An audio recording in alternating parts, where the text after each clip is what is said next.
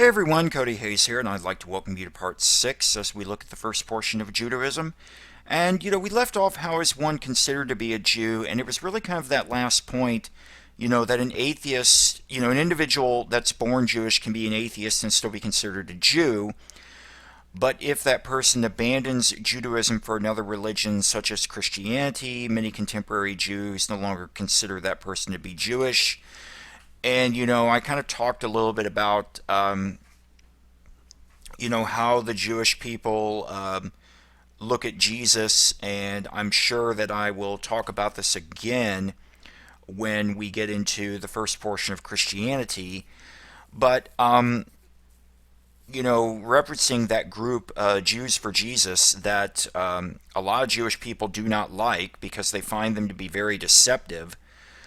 But, they would state again that there is a word for someone that recognizes Jesus as their Lord, Savior, Messiah, God incarnate, etc., and that is Christian, not Jew. And, they take that whole Jews for Jesus, name to be almost kind of like when Islam, historically begins in the 7th century, and we'll see this when we look at Islam. But they have the understanding that the message prior from the prior messenger of God, Jesus being one of them, was somehow corrupted, and so God has sent another messenger, last one being Muhammad, to basically restore the original message. Well, it would almost be like someone that agreed with that and calling themselves a Christian for Muhammad or Christians for Muhammad, when no, there's a word for you, and that would be Muslim. Or during the Protestant Reformation, and someone identifying themselves as Catholics for no Pope. No, there's a word for you, and that's Protestant. But again, in the case with Jesus, it's not that Jesus didn't say and do things that the Jewish people would agree with. I mean, he did. Obviously, they know that he was one of them. They know that he was Jewish, and like I said, there's a lot that he said and did they would agree with. They would agree with every word that's in the Our Father / Lord's Prayer, but they're not going to recite that prayer because it's so heavily, used as part of the Christian liturgy.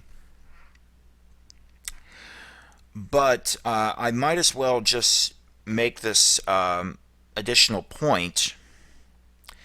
I often will have a question, and it's a true or false question, and I don't remember exactly how I have it, but it's something along the lines of, you know, like Christians, Jesus is part of the Jewish faith or Jewish belief, and I will get people that answer true on that when it's false. And they come up to me asking questions. Well, why is it false? I mean, Jesus, he was Jewish. I'm like, yes, he was Jewish, but so was Sigmund Freud. And Sigmund Freud is not part of the Jewish faith. Basically, same kind of logic here. Anyway, moving on, let's look a little bit here with Moses and the Exodus journey.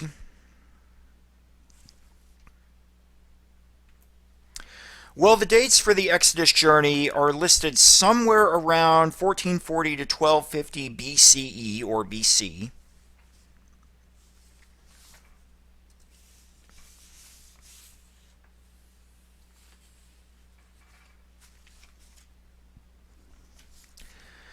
We don't know exactly when the Exodus journey took place.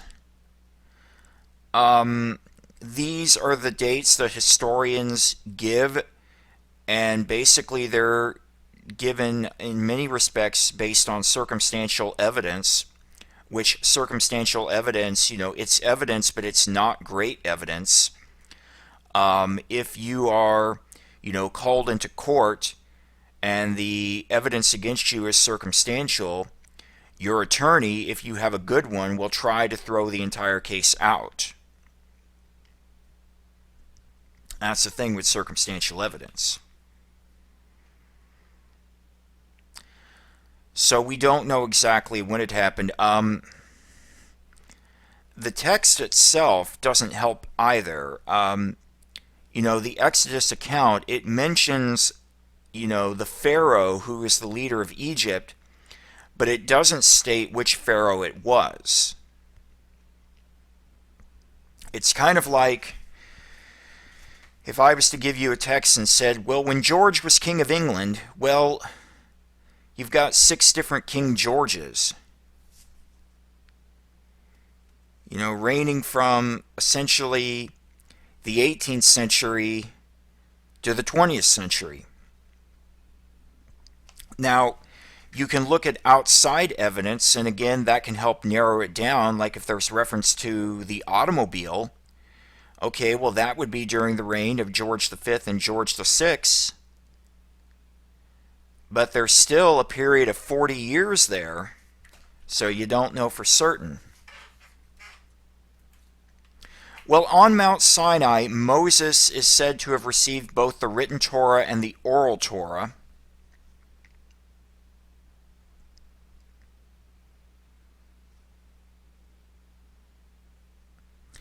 Now, of course, the written Torah would be, Genesis through Deuteronomy.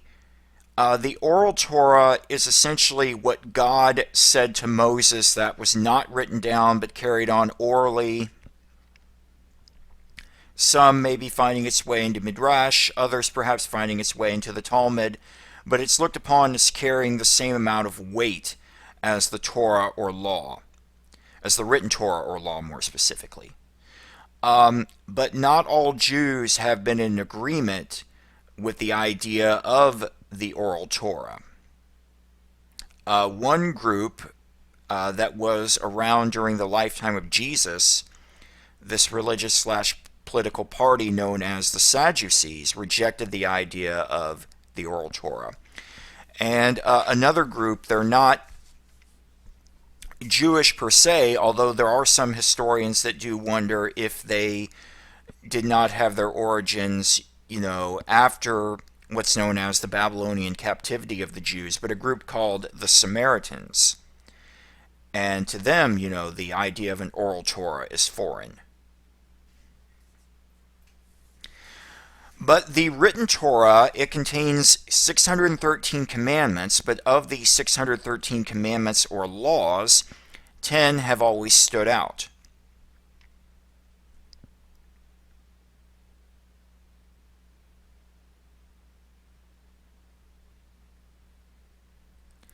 Now, you can probably guess what the 10 are referring to, but of the 613 commandments,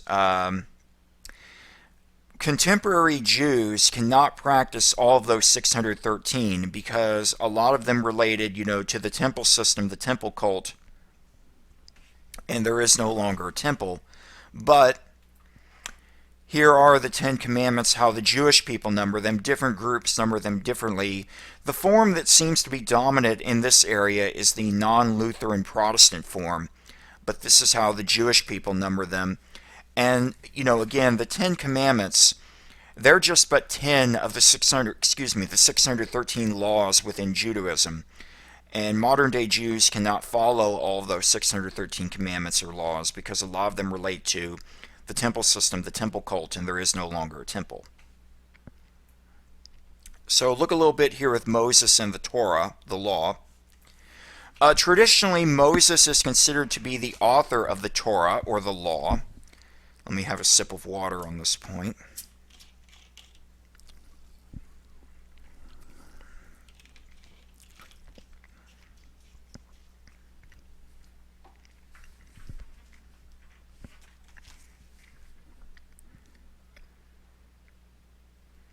The Torah, the law, Genesis through Deuteronomy, it's often referred to as, the Mosaic works or the Mosaic law or the books of Moses.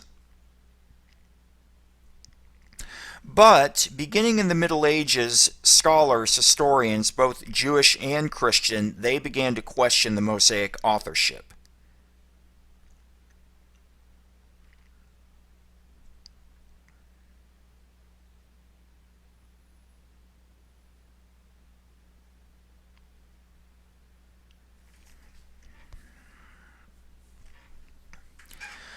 I think that to a degree this was always kind of known.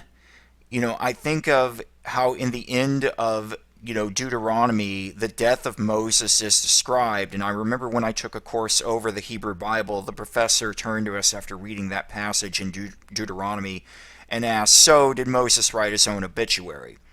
But, you could, okay, disregard, one, particular passage, but then you've got other portions within the Torah that start to bring in questions.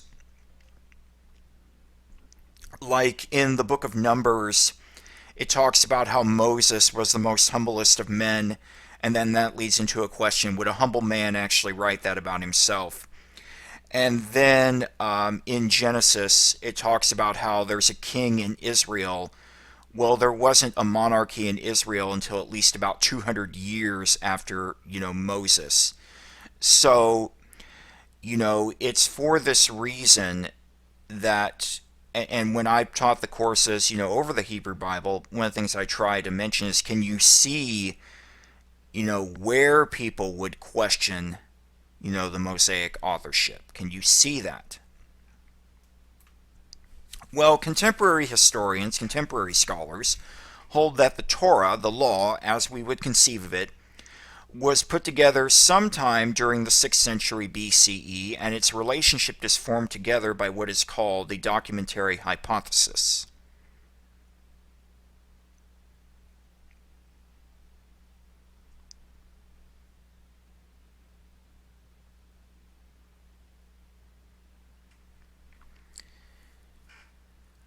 In terms of the Torah, being put together, as we would conceive it sometime during the 6th century BCE,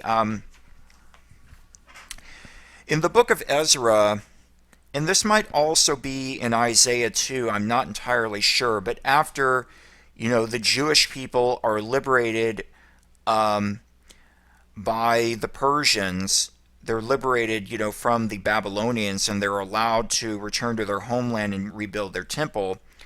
The author or authors, talk about, the books of Moses. So arguably there was at least some form of the Torah there. So, and we know around the time that that took place. So, something of it there during that time period. But, being formed together, its relationship by what is called the documentary hypothesis.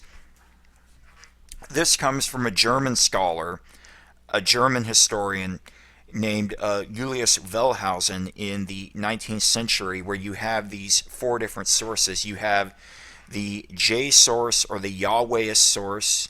Then you have the E source, or the Elohim source. The word for God in Hebrew is Elohim. Then you have the P source, or the priestly source. And then last you have the D source, or what is called the Deuteronomic source. Well, anyway, that is all that we do have for the first portion of Judaism. So if you do have any questions, please send me an email. Till then, take care.